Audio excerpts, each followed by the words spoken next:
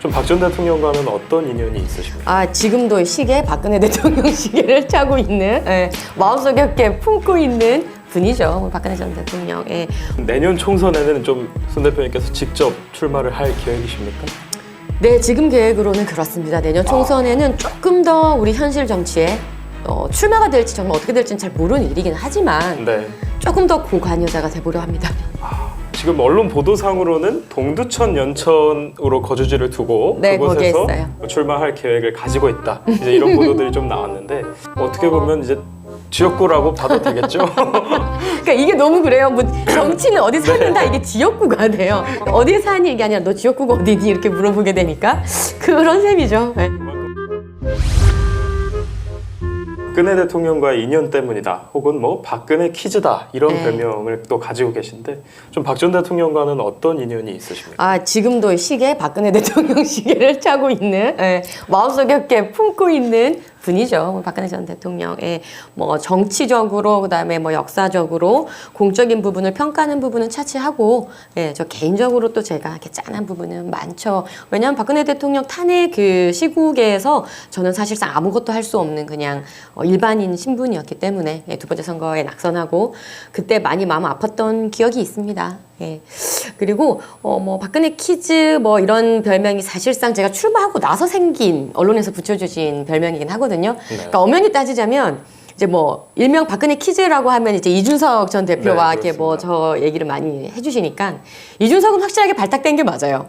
근데 그래요? 손수조는 발탁이 아니고 제가 하겠다고 열심히 이렇게 뛰고 있었고 먼저 이제 출마를 해서 이제 어깨띠 두르고 지역에서 열심히 돌아다니는 후보 중에 그냥 하나였는데 어떻게 보면은 이제 발탁이라기보다는 제가 이제 먼저 이제 서류를 접수를 해서 면접을 봐서 올라갔던 좀 케이스이기는 하죠. 그런 배경이 있군요. 그러면은 이준석 전 대표는 이제 당시 박근혜 비대위원장이 이렇게 영입을 한 케이스고 맞아요. 손수조 대표님은 직접 당에다가 문을 두드리셨던. 손수조는 이제 네이버에 쳤죠. 이런 거 다 말해도 되죠?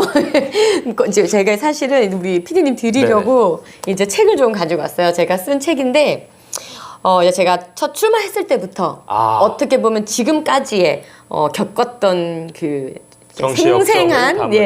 생생한 이야기들 그리고 제가 어떻게 입문을 하게 됐는지 그 과정도 다 담은 책인데 네. 여기 책에도 사실 다 썼어요. 뭐 내 주변에 돌아보니까 정치를 하시는 분도 없고 뭐 어떻게 내 정치를 해야 될지도 모르겠고 해서 네이버에 공천 이렇게 쳤었습니다. 네. 그래서 뭐 공천 관리하시는 분 이제 뭐 성함 알아내서 그분 메일 주소를 어떻게 알아내서 막 메일 쓰고 면접한다고 찾아다니고 뭐 그렇게 해서 시작을 했었었죠. 그렇군요. 그럼 사실 남들은 박근혜 퀴즈라는 별명을 들으면 굉장히 영입돼서 꽃길을 걸었을 걸로 생각하지만 사실은 좀 그렇지 않다. 그러니까 직접 이준석 우리 전 대표와 비교를 해보자면 조금 그 들어온 결이 다르다. 결은 다르긴 하죠.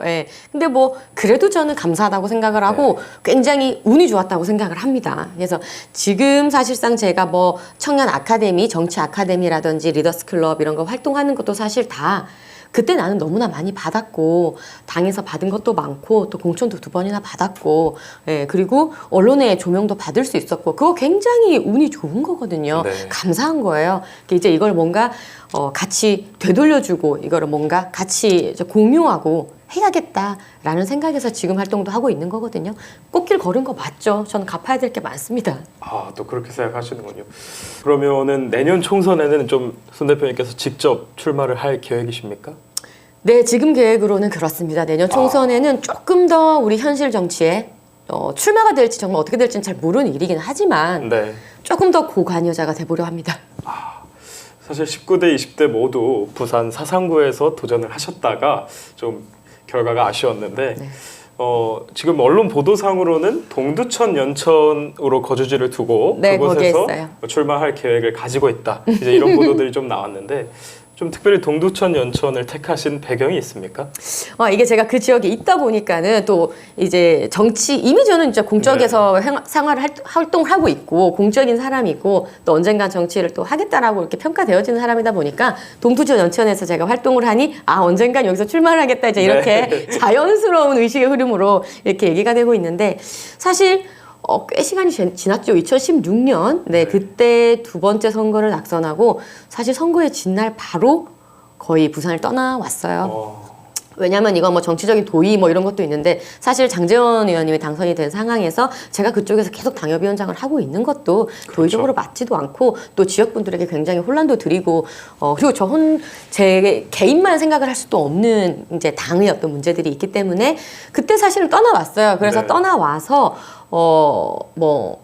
이제 수도권으로 이제 서울 수도권 지역에서 계속 지냈습니다. 뭐 언론에서 제가 막 떠들고 다니거나 제가 어디에 있어요, 어디에 살아요라고 얘기할 필요가 없었기 때문에 많은 분들은 아직까지도 제가 뭐 부산에 뭐 있겠거니 하시는 건데 사실은 수도권에서 거주한 지는 꽤 됐고요. 네. 그리고 장래라는 또 감사한 이 일을 시작하게 되면서 제 담당이 또 경기 북부 지역이었고 경기 북부 쪽에서 많은 또 우리 고인분들도 모시고 유족분들 만나고 하면서 일을 하다 보니까 또 자연스럽게 이쪽에서 지내게 되었습니다. 그럼 어떻게 보면 이제 지역구라고 봐도 되겠죠? 그러니까 이게 너무 그래요. 뭐 정치는 어디 사는다 이게 지역구가 돼요. 어디에 사니 이게 아니라 너 지역구가 어디니 이렇게 물어보게 되니까 그런 셈이죠. 네. 그만큼 가능성이 있기 때문에 또 그런 건 아니겠습니까? 본인이 좀 꿈꾸는 네. 동두천 연천의 모습이랄까요? 그리고 또 동두천 연천의 가장 좀 시급한 지역 현안이 있다면 뭐라고 봐야겠습니까? 그래서 동두천 연천을 꼭 찝는다면 사실 경기 북부 전체에서 많이 이제 활동을 하다 보니까 네. 의정부, 양주 뭐 이렇게 해서 거의 생활권이 비슷해요. 경기 북부는. 그렇죠. 예. 동두천에서 지내시는 분들이 의정부에서도 많이 잡을 가지고 계시고 양주 쪽에서도 활동하다 보면 다 동두천 분들도 거기 가 계시고 거의 생활권이 비슷한데 경기 북부 전체가 경기 남부랑 격차가 꽤 심해요. 동두천만 보면은 거기에 지금 공항버스도 없고요. 그렇죠. 사실. 예. 그리고 서울에서 한번 나갔다가 들어오려고 그러면 지하철도 소요산행 너무 잘 안 와요. 막 네. 시간도 너무 빨리 끊기고 그래서 서둘러서 좀 들어와야 되고 하는 그런 부분도 있고 그래서 남부랑 북부의 격차가 굉장히 심하고 인구 차도 굉장히 많고 해서 뭐 현안이라고 따지자면 지금 이제 경기 북부 특별자치도를 설립을 네. 위해서 굉장히 많은 분들이 함께 노력을 하고 있습니다. 지금 김동연 지사님을 비롯해서 또 해당 지역의 국회의원분들 또 시도의원님분들 다 함께 이 경기 북도 신설을 위해서 많이 노력을 해주시고 있고요. 경기 북도가 신설되면 뭐가 달라지냐 하면 어쨌든 이 많은 규제들이 철폐되기 때문에 사실 예전에요. 동두천의 약 44%가 미군 기지였어요. 거의 거의 지역의 44%. 44%라 그러면 얼마나 큰 그러네요. 거겠어요. 예, 그렇게 많이 묶여 있었고 지금은 많이 반납이 돼서 조금 그나마 괜찮아졌지만 그러면서 이런 규제 저런 규제에 많이 묶여서 정말 개발이 안 된 그런 지역이거든요.